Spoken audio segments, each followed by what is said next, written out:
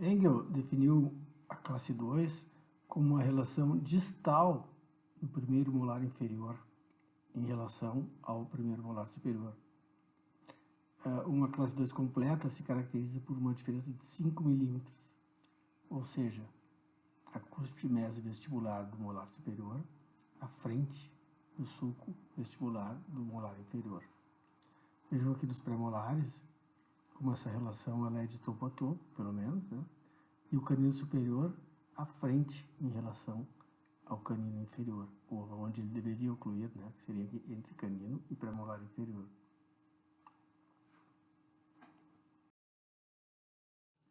Do ponto de vista da composição esquelética, a gente pode dizer que existe um envolvimento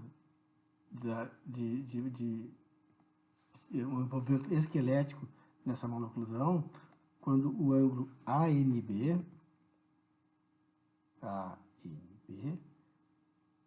for maior do que 5 graus, certo? Então nós vamos ter uma discrepância anteroposterior entre maxila e mandíbula que se caracteriza como uma classe 2, uma discrepância esquelética. Tá? Então, o ponto A representa a maxila e o ponto B a mandíbula. E o ponto N é a nossa referência. Então, o normal é que o ponto A esteja 2 graus à frente do ponto B. Né? A linha NA e a linha NB. Então, se tiver mais do que 5 graus, é caracterizada uma classe 2 esquelética.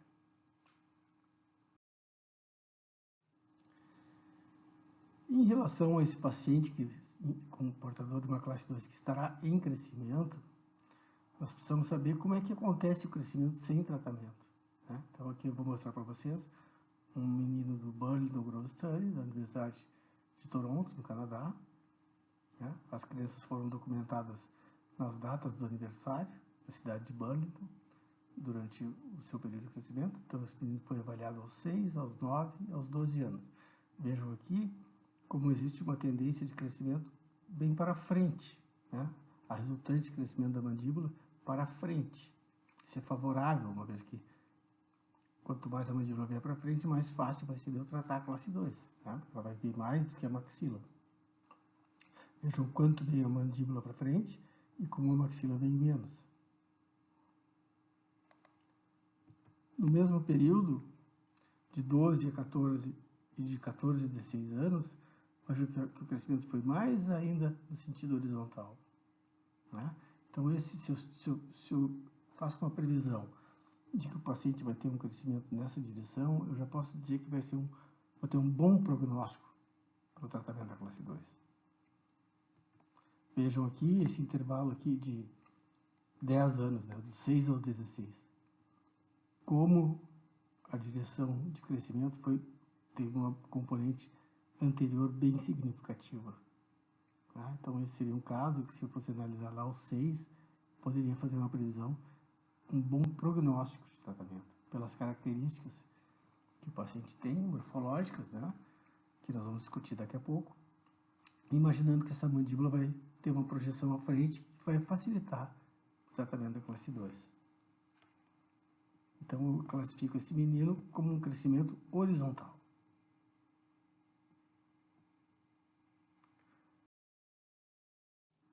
Já o outro colega, né, do mesmo estudo, vemos como ele já tem uma face bem vertical. Vejam essa divergência aqui, ó, entre a mandíbula e o plano palatal.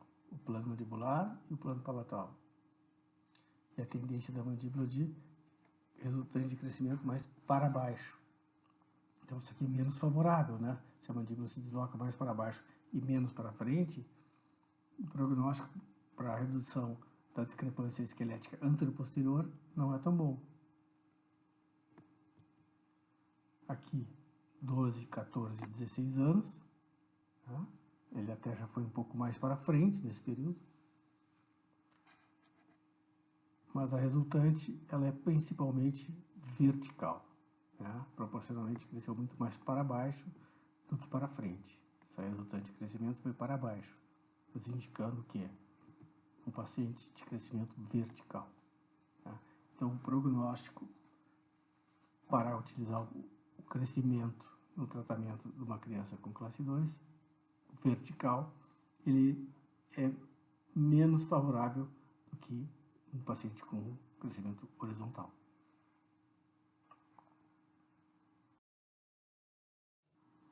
E os objetivos do tratamento da classe 2 em crescimento são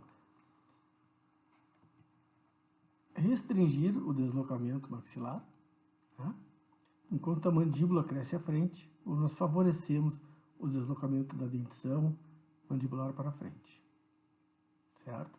São nessas duas direções. Independente do aparelho que for usado, um aparelho extrabucal, um aparelho funcional, uma combinação de ambos, um propulsor mandibular, nós vamos estar sempre, de alguma maneira, restringindo o crescimento anterior da maxila e favorecendo o deslocamento inferior, o deslocamento anterior da dentição inferior. Porque os propulsores mandibulares, eles são apoiados na arcada superior. E o aparelho funcional também, né? Então, aqui o extrabucal leva a maxila para trás, esses aqui tentam levar a mandíbula para frente, mas apoiada na maxila. Então, restringe a maxila. Isso nós vamos ver mais, com detalhe mais à frente. Você pode dar uma orientada inicial em vocês. Então, eu vou mostrar um caso que foi publicado aqui, foi tratado aqui na escola, foi tratado pelos nossos alunos de especialização de ortodontia e foi publicado agora em 2020. Ele apareceu aqui com uma classe 2 bem significativa, bem severa, os incisivos superiores bem projetados, veja o lábio aqui, uma protrusão do lábio superior, os incisivos superiores posicionados entre o lábio inferior e o lábio superior. O lábio inferior ele entra aqui embaixo, ele projeta cada vez mais o incisivo. Esse incisivo fica exposto, sujeito a uma fratura.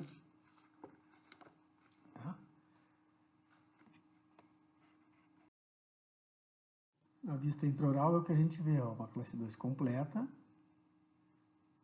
os incisivos superiores bem projetados, aqui onde o lábio se posiciona, ó, tendendo a retroinclinar os incisivos inferiores e a projetar os incisivos superiores. O marcado superior aqui levemente triangular, uma característica da classe 2 divisão 1, e um leve arqueamento inferior. Chegou com 12 anos e 4 meses. Então, nós temos que saber, em relação ao crescimento, qual é o momento de pico de crescimento de um menino. Em média, em torno de 13 anos e meio. Tá? Ele, teoricamente, estaria um pouquinho antes do pico de crescimento da puberdade. Nós vamos analisar a teleradiografia, então nós vemos então a projeção evidente do incisivo superior, tá? Uma mandíbula aqui com um bom potencial, uma síntese bem larga. Imagino que ela tivesse uma direção bem horizontal de crescimento. Ao olhar a radiografia de punho e mão, eu vejo a presença do osso sesamoide, mas não aconteceu ainda o capeamento da falange média do terceiro dedo. Então, isso me indica que o paciente ele ainda não está no pico de crescimento. Ele já entrou no surto de crescimento da puberdade, mas ainda está antes do pico. Então, eu vou poder aproveitar o crescimento para favorecer o tratamento da classe 2. Então, está ele aqui 4 anos depois, com a correção da relação oclusal, uma boa relação de caninos aqui, premolares bem intercuspidados, mesma coisa no lado esquerdo, uma arcada agora superior mais ampla, mapeamento inferior corrigido, uma dentição bastante saudável e esteticamente atrativo. Um tratamento realizado com sucesso. Aqui está ele, então, 8 anos pós-tratamento, né? Sem contenção, e observamos um resultado bastante estável.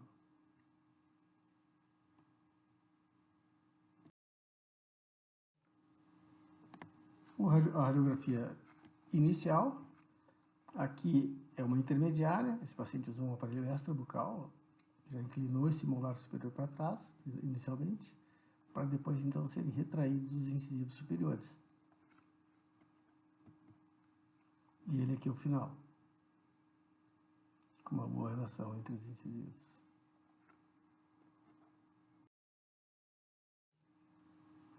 Então nós vemos aqui ao início, imediatamente após o tratamento e 8 anos após. Acho que o trabalho foi bastante significativo, a gente promoveu saúde, a gente estabeleceu uma harmonia entre anatomia e função, né? A anatomia da oclusão que a gente busca, ela fica em harmonia com a função, porque a hora que a gente posiciona esse canino aqui perto do canino inferior, dos dois lados, e os incisivos com uma boa relação, a gente está dando o quê? Está dando função, está permitindo aqui uma guia anterior, né? Guia lateral pelos caninos, guia anterior pelos incisivos, sem contato nos dentes posteriores. Esse é o nosso objetivo constante. E vamos ver o caso de uma menina, então, que aparece na clínica com 10 anos e 8 meses. O pico de crescimento das meninas, teoricamente, é aos 11 anos. De novo, uma classe 2 bem significativa. Overjet, sobremordida, apinhamento leve inferior e uma arcada superior levemente atrésica. A gente vê então aqui o overjet, né? Projeção dos incisivos superiores.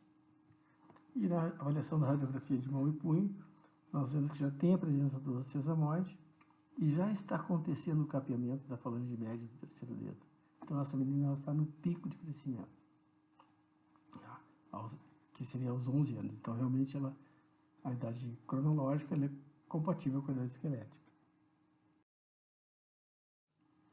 Então, 2 anos depois, ela já está sem aparelho. Usou o aparelho extrabucal de extração combinada e aparelhos fixos.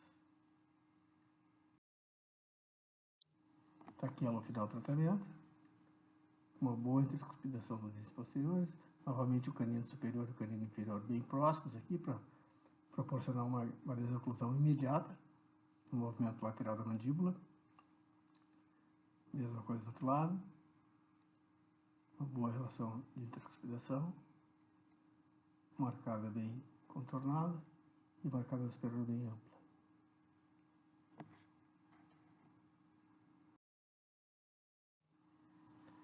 Ao analisarmos então as telerradiografias, a gente vê o quê?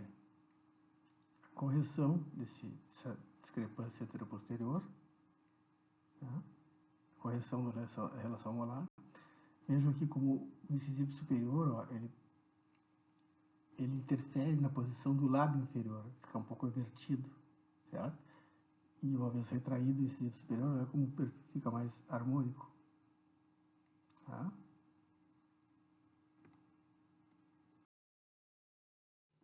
Então agora eu vou mostrar para vocês, com uma animação, como acontece esse tratamento. Vocês vão ver o que? A retração desse incisivo superior, enquanto a mandíbula cresce à frente.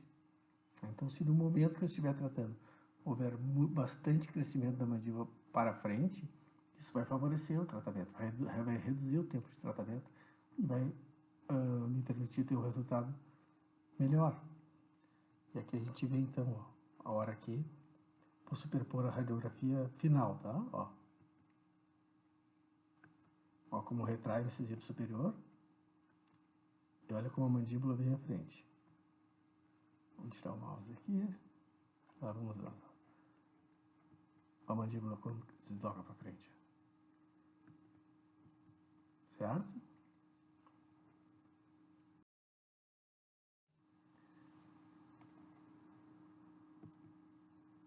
Então, vamos dar um tempo para então começar daqui a pouco a segunda parte. Obrigado pela atenção até agora.